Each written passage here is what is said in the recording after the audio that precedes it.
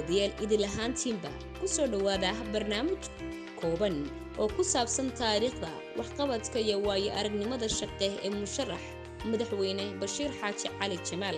musharax madaxweyne Bashiir Xaaji Cali Jamaal waa mid ka mid ah musharaxiinta waqtigan shaaciyay inay u tartamayaan tagada madaxweynenimo ee dalka Soomaaliya iyadoo uu ku talo jiro inuu noqdo madaxweynaha dawladda federaalka Soomaaliya.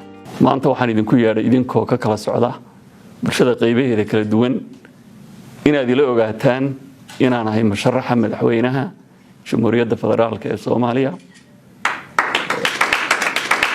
Bashiir Xaaji Cali Jamaal waxa uu noqonayaa musharaxii ugu horeeyay abid isu soo taaga tagada madaxweynenimo ee dawladda federaalka Soomaaliya ee ka soo jeeda gobolada istiraatijiga ah ee Togdheer, Sool, Sanaag iyo Doolo.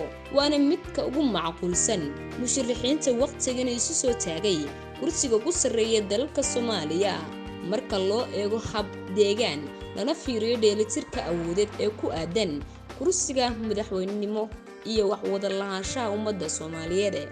musharax Bashiir Xaaji Cali Jamaal wuxuu u taagan yahay heshiisiinta ummadda Soomaaliyeed, xasilinta nabadgelyada ee guud ahaan Soomaaliya iyo samata bixinta siyaasadda cakiran ee 30 sano ugu dambeeyay ay Soomaaliya wajahday iyo xal u helidda duruufaha adag ee waqtigan ku gadaaman guud ahaan ummadda Soomaaliyeed. haddaba waa kuma musharax Bashiir Xaaji Cali Jamaal? waxaynu si kooban isu dul taagaynaa taariikh nololeedkiisa, heerkiisa wax aqooneed iyo kiisa waxbarasho.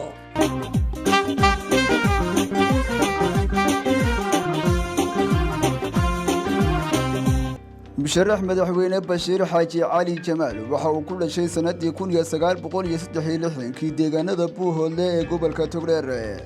sanadii 1970 waxa la geeyay magaalada Muqdisho waxaana uu halkaasi ka bilaabay milcamad Quraanka. barbilowgii sanadii 1972 waxa uu barashada fasalka koobaad ka bilaabay dugsiga hoose ee Macallin Jaamac ee magaalada Muqdisho. waxaa musharax madaxweyne Bashiir Xaaji Cali Jamaal uu dugsigii hoose dhexe ka dhameystay dugsiga hoose dhexe ee Kowda Luulyo isla magaalada Muqdisho sanadii 1980 halka 1983 waxbarashada sare ku dhameystay dugsiga sare ee farsamada gacanta ee La Foole isla magaalada Muqdisho. sidoo kale waxa uu musharaxu sanadii 1987 waxbarashada heerka koobaad uu ka dhameeyay jaamacadda ummadda Soomaaliyeed, halka uu 1996 uu dhameystay jaamacadda heerkayga labaad ee loo yaqaano Master of Education kana dhameystay jaamacadda Ottawa ee dalka Canada. musharax madaxweyne Bashiir waxa uu sidoo kale sanadii 1997 uu dhameystay tababarka barista luqadda Ingiriiska. dhanka kale waxa uu musharax madaxweyne Bashiir uu sanadii 2017 uu dhameystay akademiyadda nabadda iyo bulshada ee Biliiska.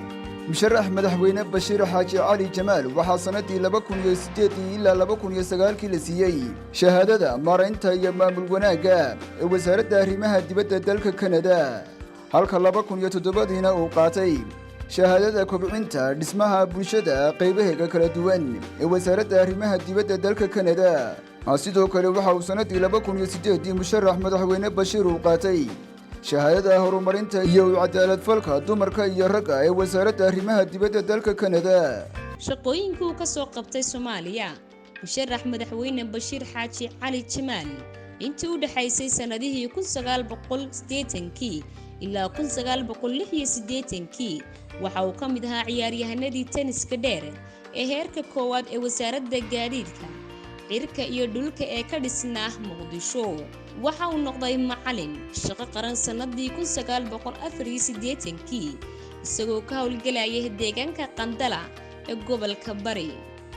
muddada u dhaxaysay 1988 ilaa 1989 waxa uu noqday macallin wax ka dhiga dugsiga sare ee farsamada gacanta ee magaalada Muqdisho. shaqooyinkii Canada muddada uu ku sugnaa dalka Canada waxa uu halkaasi ka soo qabtay shaqooyin kala gedisan. waxa uu macallin ka ahaa Ottawa muddadii u dhaxaysay sanadihii 1993 ilaa 2001 ilaa 2004 waxa uu noqday shaqaale ka howlgala wasaaradda caafimaadka Canada ee Ottawa. sidoo kale muddadii u dhaxaysay sanadihii 2006 ilaa 2007 waxa uu noqday sarkaal sare oo ka howlgala iskuulka tababarka shaqaalaha ee dawladda Canada. taariikhda dheer ee ka soo bilaabmata sanadda 1999 ilaa 2020 Bashiir wuxuu hayaa jagada xogayaha joogtada ee hay'adda waxbarashada iyo horumarinta reer miyiga.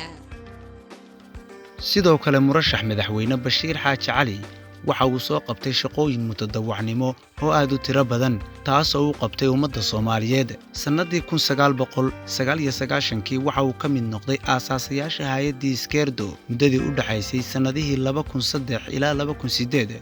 Bashiir waxa uu ahaa sarkaal sare oo ka tirsan ururka taageerada shakhsiyaad ee Alberta. sidoo kale murashax madaxweyne Bashiir waxa uu ahaa muddadii u dhaxaysay sanadihii 2008 ilaa 2011 sarkaal sare oo ka mid ah Alberta golaha iskaashiga caalamiga ah ee ICGC 1997 ilaa 2000.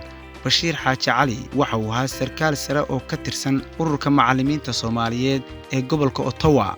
waxay ugu kalifay kadib markii aan arkay dalkii Soomaaliya oo aan meel laba u socon oo midnimadiisii iyo wadajirkiisii iyo nabadgelyadiisii iyo dhaqaalihiisii iyo siyaasaddiisii intiiba murugsan yihiin.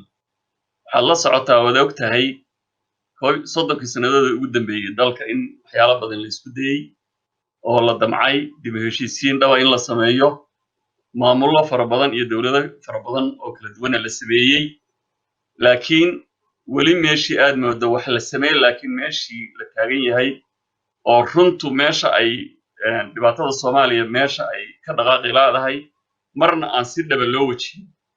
taas ay ugu kaliftay markaa inaan xilka madaxtinimada isu soo taago si aan wax uga bedelo jawiga maanta uu ku sugan yahay dalka Soomaaliya guud ahaan. Bashiir Xaaji Cali Jamaal musharaxa madaxweynenimo ee dalka Soomaaliya ee 2020-2021 waxaa jira mashaariic tiro badan oo bini'aadamnimo iyo kuwa kale oo horumarineed oo uu ka fuliyey qaybo ka mid ah geyiga Soomaalidu degto.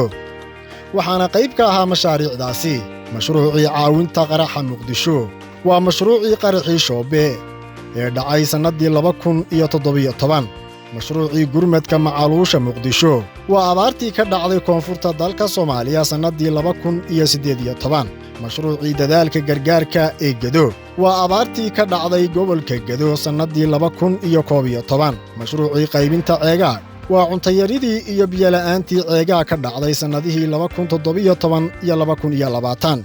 mashruuca horumarinta ka soo kabashada duufaanta Puntland iyo Boorame. mashruuca tababarka xirfadaha ee Boorame waa mashruucii loogu talagalay horumarinta kala duwan ee Boorame sanadihii 2006 ilaa 2008. mashruuca waxbarashada nabadda ee magaalada Burco ee sanadihii 2003 iyo 2005 iyo mashruucii dhismaha rugta loo yaqaan Burco. mashruuca waxbarashada iyo dib u habaynta dugsiga hoose sare ee Buuhoodle ee sanadihii 2000 ilaa sanadii 2001 iyo dib u dhiska iskuulka hoose dhexe ee Buuhoodle isla waqtigaasi. mashruuca horumarinta biyaha ceegaa 2011 iyo 2014 iyo qodistii riiga biyaha ceegaa ee isla sanadahaasi.